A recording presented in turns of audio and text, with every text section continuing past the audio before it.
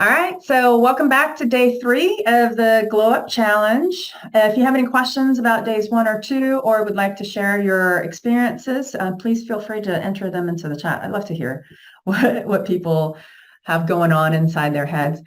Just know that everyone visualizes differently. Someone was saying that she visualized with her eyes open. I actually didn't realize you could do that. So thanks for sharing that. So everyone's going to do it differently. It's going to really range from person to person. I know that's very trite, but it's also very true.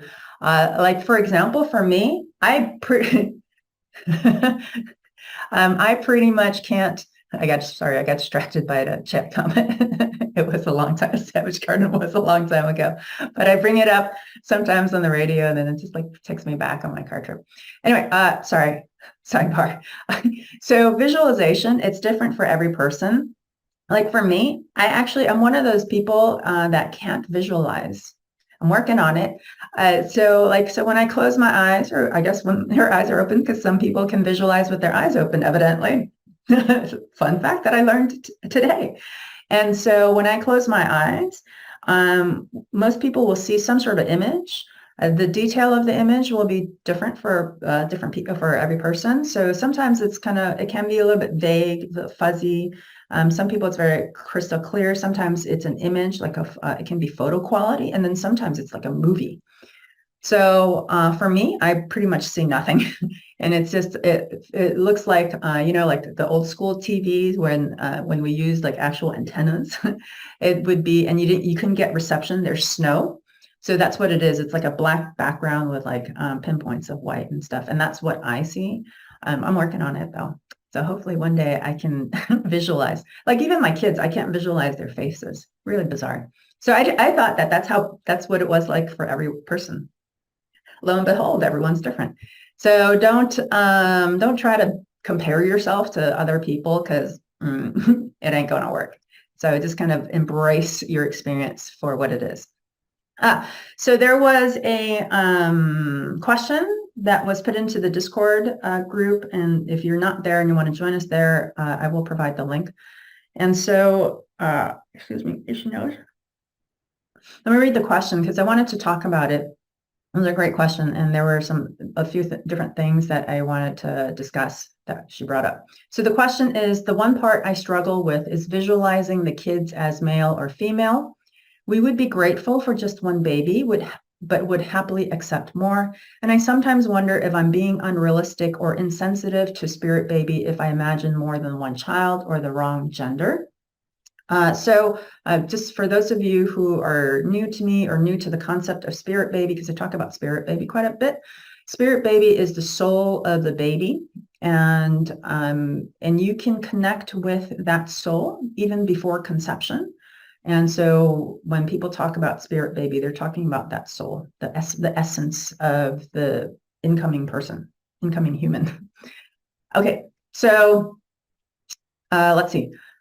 Number one is the male or female. I really encourage people not to assign any gender at all, because when we're in spirit and when your babies are still spirit babies and they're still the souls and the essences, there's no gender in spirit. So it's a human, it's a human biological trait. And so it's too early to assign that right now. And I have a great example. I have a client right now who's 47 and pregnant. She and her husband were really kind enough to record a video, and it's actually on my webpage. It's Emma and Ben, and she's 47. She's pregnant, and so as part of the process of helping her to get pregnant, she actually and her husband together connected with their spirit baby, and the entire time that they were connecting with their spirit baby, they thought for sure it was male. Like just everything came in as male, like the way that the baby looked, the way they dressed, it was like blue, even like the activities and stuff like that in the visualizations. And then when she got pregnant and she was going into her first trimester, we started trying to pinpoint the sex and to confirm, is it a boy or is it a girl? And oh no, she had her test to see if it was a boy and girl. for the gender reveal. And to our shock, it's a girl. This entire time that she thought, and he thought it was a boy, it was a girl.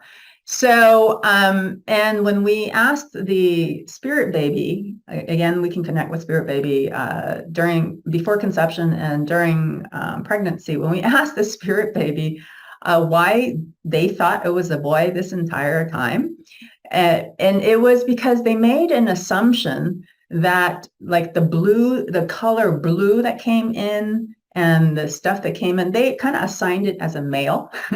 And so, but to the spirit baby, there really wasn't a meaning of male or female. And so I know like some of you will say, oh, I feel really strongly it's a girl or it's a boy and stuff. I would just kind of stay away from that and just be open to it might be a male or a female.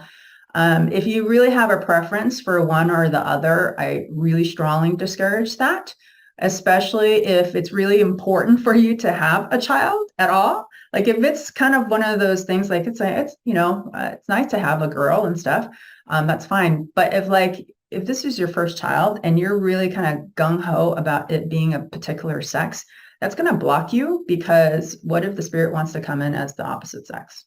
And so I'm just really cautioning you to becoming attached to a particular gender, to a particular sex. So don't do that. It just will make it a lot easier for you to kind of welcome in the energy without any preconceived notions of what they need to be. Okay. So that's one thing about the gender. And then she mentioned in her comment, she's wondering if she's being unrealistic about imagining more than one child. And so the one thing that I want to say about unrealistic is that when you're imagining, it's not about being realistic at all. What you think is realistic is what your conscious mind is saying is possible. You really don't want that part of you to restrict your dream. That's the whole point of imagination, is that there is no restriction. You're being led by your heart and by your intuition. And when you allow them to guide you, i.e. the heart and the intuition, you have access to something that's far greater and far more powerful than your thinking mind.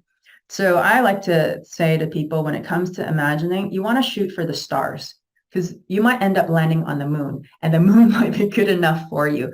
So go full all out on your visualizations, on your imagining. Like really think about everything that you want, like, the baby stuff, the partner stuff, where you want to live, the travel, all of it. Just dump it all in there, because the thing is, the stuff that you're not super attached to, they're going to come in way more easily. And I've had that happen a lot with clients, where it's like they've manifested the house and the partner and stuff like that. And it's just, you really, really don't want to limit yourself to what you think is realistic, okay? Because the realistic is programmed the realistic part of it is programmed into you.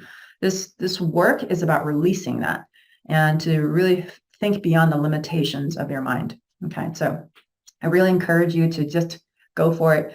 Allow your imagination to just run wild, and and let your heart sing. I like that I want you to experience it when your heart is just in joy and just this really open state of, wow, this feels good because I'm in the dream of what I want, because that's really what you want to connect to. And so a lot of people close themselves off to that because they want to protect themselves from being disappointed. And I don't know. I don't think it's just a very fun way to live, personally. So, and then the other comment about she didn't want to be insensitive to the spirit baby about choosing the wrong gender. Just know that spirit babies and spirit in general, they don't judge you. It's a space of unconditional love and complete acceptance. There is no judgment. The judgment comes from us as humans. You judge yourself. Spirit's not judging you. So, claim what you want freely. If it's in your heart, then you have every right to it. And so just go for it. Okay. Don't worry about hurting their feelings. They don't have any feelings to hurt. The feelings are from the mind. And so they're just in a space of just unconditional love and acceptance. And just know that. Okay. All right. So any other questions about, I really love that question. So I really wanted to kind of pull it apart and address some of the things that was brought up. So thank you for that person for sharing their experience, number one, and asking that question, those questions. Any other questions about day one or day two? Let's see, hold on, let me see this chat.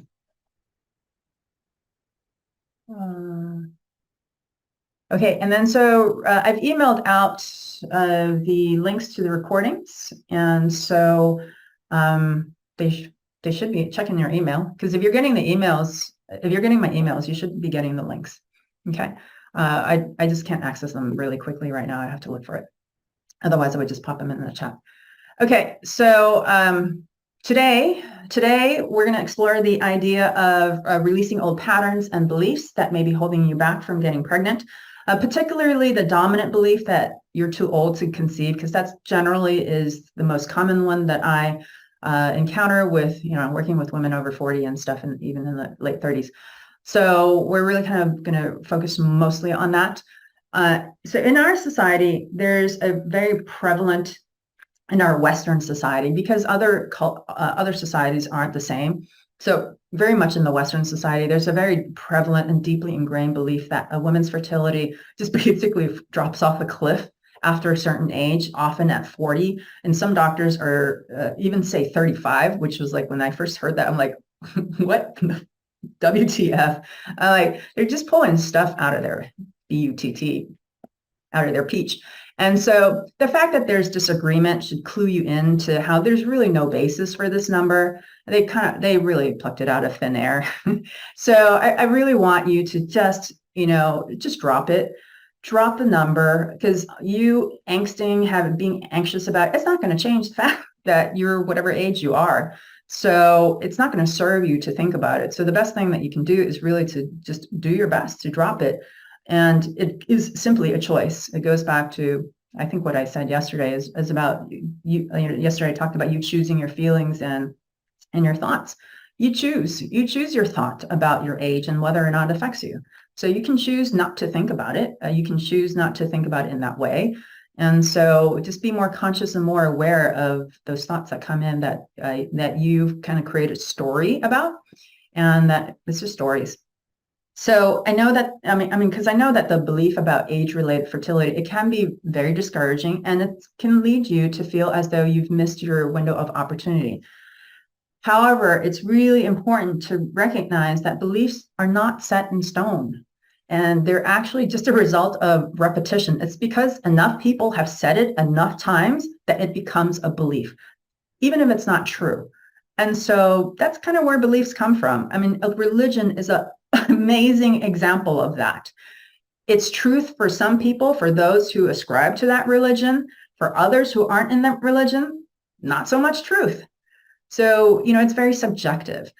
And, and remember how everyone, not us, but how people used to think the earth was flat, although there are still people who think that, how the earth was flat or the sun revolved around the earth. Those were false beliefs that everyone bought into. The scientists bought into that, everyone bought into, until someone questioned it. Someone dared to question it. They probably got flogged or something. They were probably beat up because they were like dissenters and stuff. But the point is that it was just repeated so often, it became a belief. One great example that I love to use is that people didn't think it was possible to run a mile in under 4 minutes. I can say that's true for me. But when Roger Bannister became the first athlete to do that in 1954, others started running the mile in under 4 minutes, whereas previously it never been done before. And it's because it broke a mental barrier, and showed that he broke this mental barrier around running under a mile under 4 minutes. And he showed that it was possible. Nothing had changed about the physical body, nothing, right? And then, so it's just what I'm trying to do is to help you to break those mental barriers that you have. And so this way you can look beyond your limitations. Okay. So you really have to be careful about what you take on as a belief, because they become the lens through which you perceive the world. And it can get really dangerous when you start really just hooking into the story around the belief and your thoughts. And, I mean, it's just when you think back, in your past and stuff, I mean, how many of you have been told by your parents or your teachers that it was impossible for you to achieve something, but you proved them wrong with sheer faith in yourself, right? I wouldn't be here speaking with you if I had listened to my parents. They wanted me to go down a more traditional path of a salaried 9-to-5 job with a corporation. My parents are Asian. The only jobs that are worthy are being a doctor, an MD, a lawyer, and an engineer. Those are the only 3 worthy professions in the Asian culture. They wanted me to go down that path. I love my parents. I just tease them. And so, they wanted me to, just because it was comfortable and it was secure and right? I knew that wasn't for me, and I believed in myself enough to forge my own path. And so it was difficult because I kept coming up against resistance from mom and a lot of negativity and skepticism, but I believed in it enough myself that I could figure it out. So, and I'm sure many of you, all of you, have had experiences like that, where people have told you it's not possible or it's going to be really hard, and you just prove them wrong. And so you have to kind of tap into that inner strength within yourself and really be able to use that on this journey as well. So the thing is that most people have a see it to believe it mentality, where they will believe it once there's when there's physical proof. I really suggest that you adopt, when you're manifesting, you really have to shift away from that into a believe it into being attitude, because this is where the most powerful manifestors, this is the attitude that they have. They believe it into being, where you trust in yourself enough to ignore the circumstances. And yes, I'm not going to lie, it is challenging, but that's the work that you need to do when you're faced with so much internal, just even coming from yourself, and external skepticism. The truth is that your ability to continue forward despite the way that the external 3D circumstances look like, that's what's going to determine your success, the ability to just keep moving forward. Even though the outside world is not reflecting what you want, you still keep moving forward. And your ability to do that is going to determine your success. It's very much an inner game, very, very much. So for women in their 40s, is how long are they able to hold out until the physical manifestation arrives? Okay. So I really want you, I love doing, I love doing thought experiments. I want you to think back to your past, when you were able to believe something into being, when you had so much faith in yourself, even when it seemed impossible or the odds were tremendously against you, that it still showed up. And it was the belief in yourself that made it happen. And I just want you to take a minute or a few seconds to think about it and see if you can pull out something in your life that went that way, that just didn't seem like it would be in your favor, but it worked out because you believed in yourself. And then if you would like to share in the chat, that'd be lovely. Okay.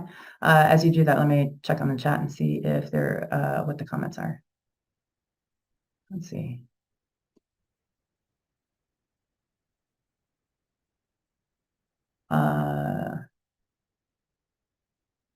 Yes. Okay. So think about that, because that's your proof that this approach works. And I'd like for you to apply that same principle to your baby journey, where you believe in yourself so strongly that your baby must come as a result.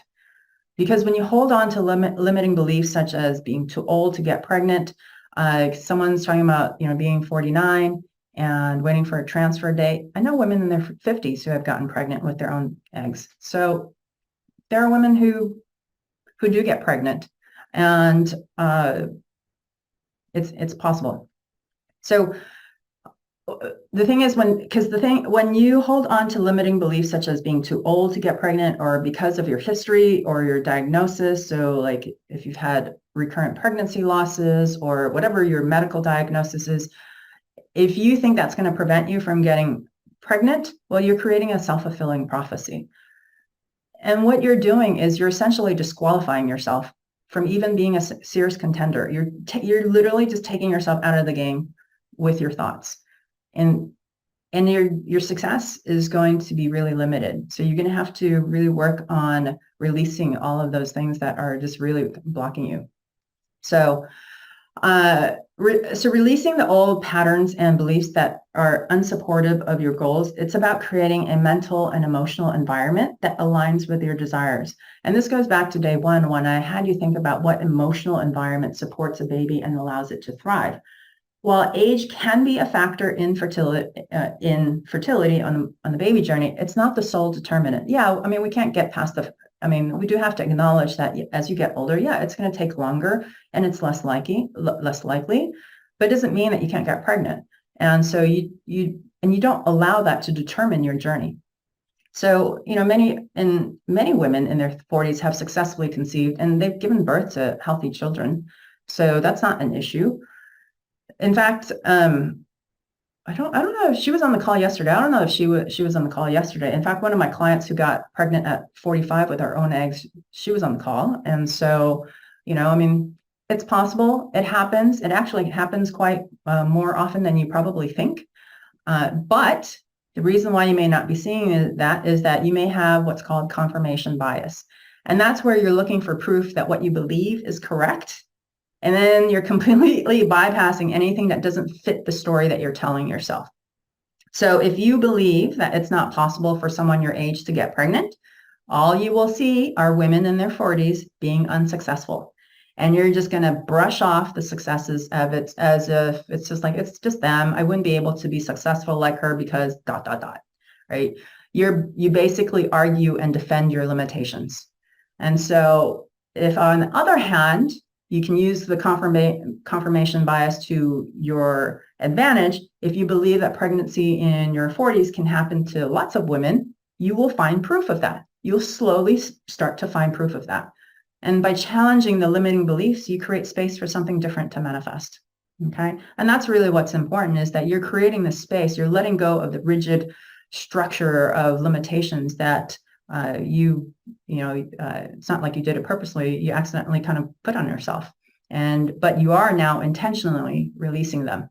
So today, instead of meditation, I'm going to have you do a journaling exercise to identify and let go of limiting beliefs and thought patterns. And so I'll have you, it's a kind of a two-parter. So I'll have you do the first parter, those who are with me live, to do it with me. And I'd like for you to take out a piece of pen and paper and write down any thoughts, or your phone, write down any thoughts or beliefs that you think may be holding you back on the baby journey. So these beliefs often start with phrases like, I can't, I'm not good enough, or I'll never be able to. Some examples would be, I'm too old to get pregnant. I'm too old to have a healthy baby. I'm too old to be a good mother. My eggs aren't good enough. The goal is to identify and acknowledge these self-limiting beliefs. If you can take a few seconds and just do that for those who are with me live, just do that. And then if you would like to share them in the chat, that'd be great, because that might help others as well identify some subconscious or unconscious beliefs that they may have, subconscious beliefs that they may have. So if you can kind of take a minute to do that, and then I will kind of take a look at. When applying to grad school, I only applied to one, even though everyone thought I was crazy, trusting I would get in. Didn't worry about it after I sent the application. Granted, I was still ecstatic when I got my acceptance letter, but I trusted in it happening and it worked. Awesome. Thanks, Lori, for sharing that. That's a great story. I love that. Yeah. I mean, there are instances like those where you believe it into being. And that's really the space that we're in, is because, you've been on this journey enough. If you hang on to the see it to believe it approach, it's very self-defeating, and it's not going to work very well. It's hard to stay motivated when you have that approach. So any self-limiting beliefs that anyone wants to share in the chat, other than what I named, which are the common ones? Okay. No. Or are people still writing?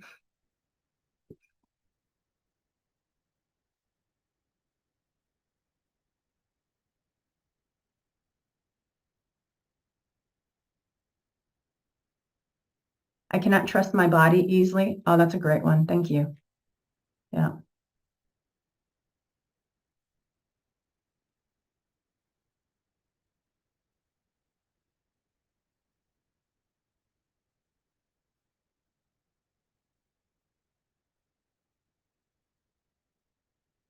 My ovaries aren't good enough. Yep. Egg quality, hormone level, stress worthiness, and it needs to be my eggs. Okay. I do believe I can have my babies with time. I tell myself I'm getting older. My uterus is not a safe space. My aging is more powerful than the good things I am doing. I don't deserve to get what I want. And thank you so much for sharing. Yeah. Anyone else? This is great. Okay. So on your own time, just really, get yourself into a calm, centered space and just really connect with those limiting thoughts and beliefs and write them down. Acknowledge them. You're not trying to change them at this point. You're just being aware of them. Okay. And then part 2 of this exercise is that you want to figure out what their origins are. So you're going to ask questions like, where did these beliefs come from?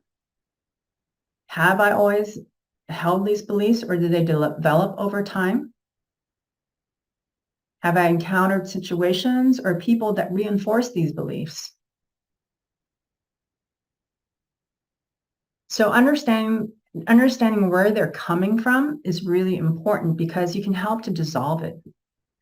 Because sometimes, like, you realize that they're coming from just kind of honestly the most absurd situations, and they hold no value to stay connected to stay attached to. So that's why really figuring out the roots is important. So after you identify and understand the roots of these limiting beliefs, you can now challenge them, right? You question the validity of these beliefs and consider whether there's evidence to support them, or if it's just hearsay, if it's just like someone saying what they think. And what you'll probably find is that these beliefs are not based on facts, but rather on an opinion, whether it's your opinion or someone else's opinion, on past experiences, or on unfounded fears. And so the final step involves transforming these limiting beliefs to something that will help you. And we're going to do that tomorrow.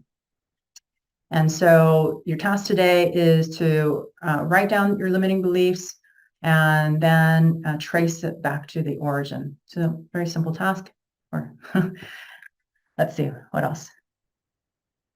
What if they are based on evidence? Yeah, so it can be based on evidence. So that's what you want to trace it back to, because if it's like with evidence, it's what you're doing is you're bringing the past into the present. You're assuming that because it happened that way in the past, it's also going to happen this way moving forward in the future. And that's the danger of basing your beliefs on past evidence, right?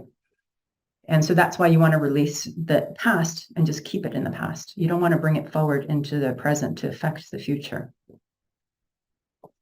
Because if you had that attitude about other things, then, in other areas of your life where you weren't successful the first time, second time, 10th time, 100th time, right? If you use that same mentality, it'd be like, well, then it's not worth trying again, because based on my past history of failure, there's no reason to do it again because it'd be a failure again. What was it? Thomas Edison tried it 1,000 times before I don't know if that's like an urban myth, but like the story is that it took him 1,000 tries before he figured out how to invent the light bulb and stuff. Oh, the wake doesn't drive the boat. I love that. Yeah. Yeah. Thank you. So that's your task for today. Nice and simple-ish. Any questions about that? And then we're going to work on transmuting them tomorrow to change them to something that will be of benefit for you. Okay? All right. That's it for today. Any questions? Anything else you want to share? You're welcome. Oh, thanks for the heart. You're welcome. Okay, it looks like everyone's all set. See you tomorrow. Thanks for being here. Bye.